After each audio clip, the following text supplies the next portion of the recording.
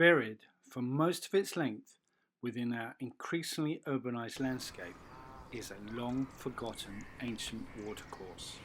In former times, it served to catch the water that tumbled down the slopes from the upper terraces that run from Kingston Hill to Richmond Hill.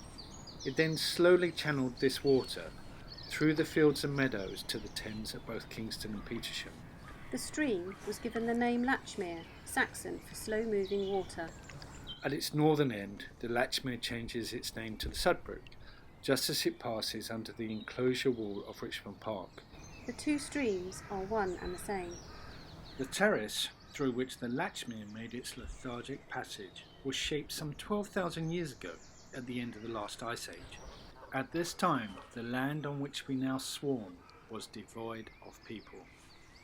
Since that time, the Latchmere has served the landscape that supported bands of hunter-gatherers, the earliest farmers who erected hilltop barrows for their dead, Roman settlements, Saxon kings and Crusader knights.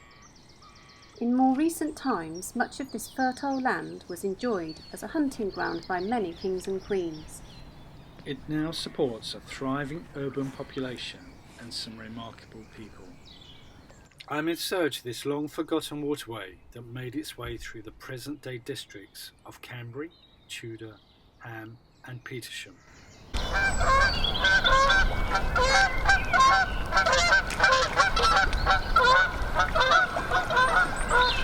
My name is Gordon Elsden. Join me in my search for the Latchmere.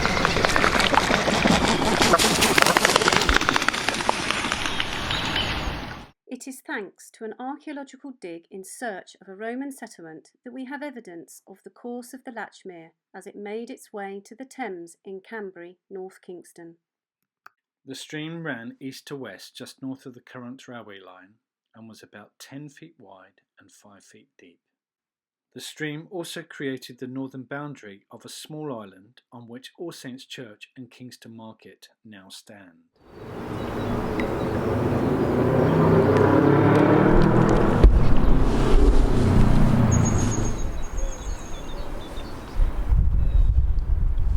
And here to our right, we should be able to see the exact spot where the Latchmere Brook enters the River Thames. But there's no sign of it.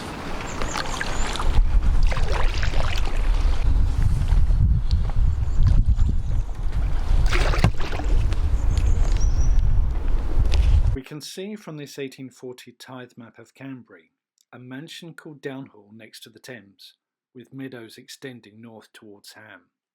In the 14th century, Downhall was inhabited by a wealthy lawyer, Robert Skerne, and his wife Joan, who was the daughter of Edward III and his mistress Alice Perez.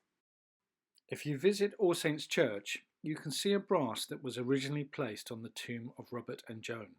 Joan would have been the half-sister to the legendary Black Prince, who, despite his bravery and success on the battlefields in France, didn't live long enough to become king. This 1920 aerial photo, brought to life with a touch of colour, shows Kingston from west of the Thames. If we follow the riverbank north, just before the railway bridge, we arrive at Downhall Mansion, now sadly divorced from its meadows. We can see here the shuttered windows and older kitchens behind. In the early 20th century, Downhall was owned by the Nuttall family, well-established tea and coffee merchants. They also owned a spacious restaurant, banqueting rooms and pleasure gardens in Thames Street, backing onto the river. The two pagodas can still be seen next to the river. So if we cross onto the bridge, we should be able to see down.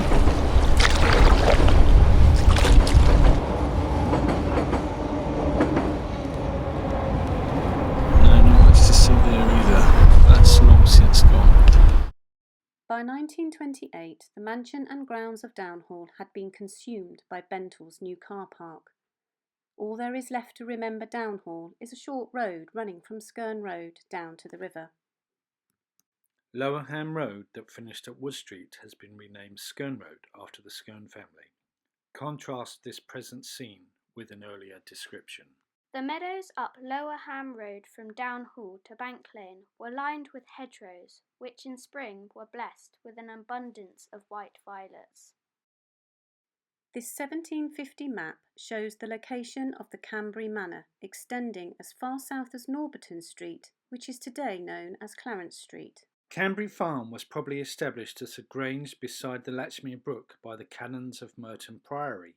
Here they established a large tithe barn. Cambrie Lane, shown here, is present-day Richmond Road, and Hoggs Lane is Elm Road. The priors of Merton Priory were the original lords of the manor of Cambrie and gave the area its name, Canterbury.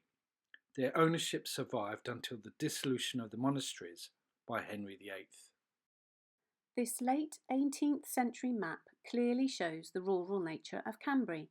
The thriving market gardens have since been consumed by the buildings either side of Fife Road. The tithe barn was one of the largest in the kingdom. It had a large door on each of its four sides. The distance from each doorway to the opposite entrance was 38 yards. The high roof was covered with red tiles and supported by vast timbers. It was sold in 1843 for £160, 1 shilling and 6 pence. Shortly after, it was levelled with the ground and its massive timbers and materials removed. In 1863, Kingston Railway Station opened on the site of the tithe barn. We're in search of the Latchmere, and this is where the great Cambrie tithe barn would have stood a couple of 100 years ago. Now here's a strange thing. If you place a dip in a road just at the point where the Latchmere Brook previously carried water to the Thames, is it not surprising that you end up with a flood? If we look across the road from the tithe barn, we can see the pleasure grounds of Cambrie Villa. Some 40 years later, we see that the house, pleasure landscaped gardens and meadow are just to the south of the apparent end of the Latchmere Brook. This elegant villa was owned by P.F., Dr. Philip Fisher, who was the master of Charterhouse School from 1804 to 1842. He had 6 children, 3 sons and 3 daughters, who were known as the Mrs. Fisher. Philip Fisher's eldest son John, who became the Archdeacon of Berkshire, was a very close friend of a painter of some repute. This painter would often visit the Fishers' villa, and his own daughter, Maria, would stay there on occasions on an extended sleepover. On one such occasion, this artist made a sketch of the villa looking east to west. This picture alludes to be sketched by John Constable, but in fact it is a sketch of a sketch. Any discerning fan of Constable would immediately recognise this. That obviously didn't include me. Yet further investigation, much to my relief, revealed that Constable did in fact sketch this scene on 27th of July 1835, and the picture can be found in the back of one of his sketchbooks held at the V&A. Behind the villa to the left you can clearly see the spire of All Saints Church. And how does this pastoral view appear today? No meadows, no church spire, and not a single cow to be seen. And it was just about here that Constable would have sat to make his sketch of Cambrie Villa in 1835. In 1925, we can see the final stand of the Cambrie Villa, surrounded by concrete. In 1887, Frederick Merriweather, a local historian, aptly commented, "The Moloch of improvement has no mercy." and Cambrie Villa, with its bucolic setting, along with the Latchmere Brook, finally disappeared from Cambrie, never to return. Just north of the Cambrie Villa, Osier Meadows lined the brook as it ran between Hoggs Lane, which we now know as Elm Road, and Acre Road, named after the 40 acres of arable land to the north. The Eurasian willow grows mostly near rivers and streams. It's not only a source of food and shelter for native wildlife, it can even help decontaminate the soil it is planted on. It is usually coppiced, being a major source of the long, flexible shoots used in basket work. Strong, neat and bendy, Osier willow is the best of the best for basket weaving. The original route of the Latchmere Brook is shown in black. By 1913, the Eurasian meadows and the brook have disappeared. Yet the brook, although buried underground, has defined the western boundary of Elm Road recreation ground. So why was the brook buried? Unfortunately, as our population increased, people fouled the stream. After many years, they discovered that it was carrying disease. The brook became the problem and was incarcerated deep underground, well away from the human settlements that were progressively migrating north out of Kingston. On the 1840 tithe map, we can see a little further north a large farm estate known as Park Farm, whose fields ran either side of the brook. This farm belonged to Robert Jenkinson, the second Earl of Liverpool, who served as the Prime Minister of the United Kingdom from 1812 to 1827. In All Saints' Church, next to the marketplace, there is a life-size statue of his wife, Louisa. This early 20th century photograph of King's Road looks up the hill towards the high ground of Kingston Hill. It reminds us that the brook, which ran along the bottom of the hillside, was sustained by a multitude of smaller streams tumbling water down the slopes of the high terrace from Kingston Hill to Richmond Hill. One of those small streams can still be seen on the northern edge of Dinton Sports Field. The blocking of many of these streams has resulted in routine flooding along the Latchmere terrace. And we have to be careful that when we're crossing the road here we don't run into any trams. Yet strangely, the Latchmere Brook from this spot in King's Road also runs in a northeasterly direction. How do we know this, and the fact that this is the same stream as the Sudbrook and not just a tributary? We are fortunate that in 1894, during the reign of Queen Victoria, engineers surveyed the brook from the Kingston Barracks in King's Road all the way to its outfall in the Thames at Petersham Meadows. The survey shows heights at each measured location. We're now at the junction of Acre Road and King's Road next to St Agatha's Church, and we're looking for the Latchmere Brook. Apparently in this location, somewhere around here, there is a monument that marks the brook. But I can't find it. I think you're sitting on it. I think you're right. Not only is the Latchmere Brook buried, but at this point the marker stone showing its location is also half buried. The land of Park Farm gave way to the barracks of the East Surrey Regiment. Yet it was the Latchmere Brook that defined the eastern boundary of the barracks, the Latchmere Recreation Ground, and some years later, Latchmere School.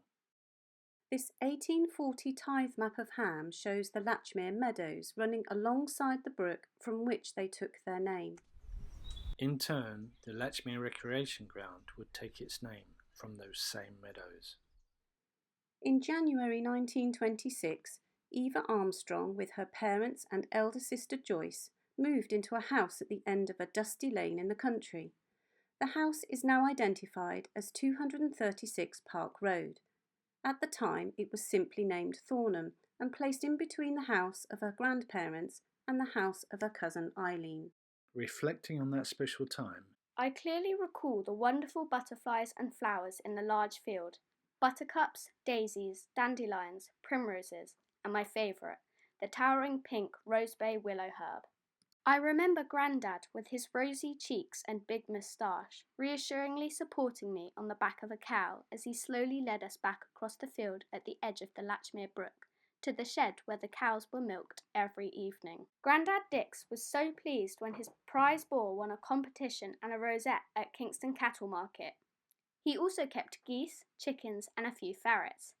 He fed the ferrets down a rabbit hole in the field, then caught the rabbits in a sack as they popped out. Nearly every week, Granny Dix made rabbit pie or rabbit stew. nature had turned the landscape around a small lake right in front of their house into a local beauty spot. The lake, bordered by reeds and shrouded by trees, was the home to dragonflies, frogs, toads, newts, and many birds. One day, an artist stopped at the end of the lane and, sitting himself down with his easel, spent the rest of the day painting the smaller lake. His careful, attentive work that day has given us, many years later, an impression of the natural splendour of the lake. Significant housing development after the war along Park Road and Latchmere Lane replaced the lakes and forced the Latchmere Brook further underground. Having been buried for most of its length, the Latchmere Brook finally escapes and rises to the surface just outside Hamgate of Richmond Park. Here the brook can breathe once more and take back its natural form. If you are lucky, you may see one of the resident shy moorhen or even the flash of a kingfisher. But why does the Latchmere Brook flow in two directions? Farmers, long ago, wishing to use the brook as a catchwater to both prevent flooding of their fields and as a source of water during drier periods, may have connected existing streams into a single catchwater. And so we conclude the Lament of the Latchmere. If you wish to join me, the story continues with the Song of the Latchmere, alias the Sudbrook.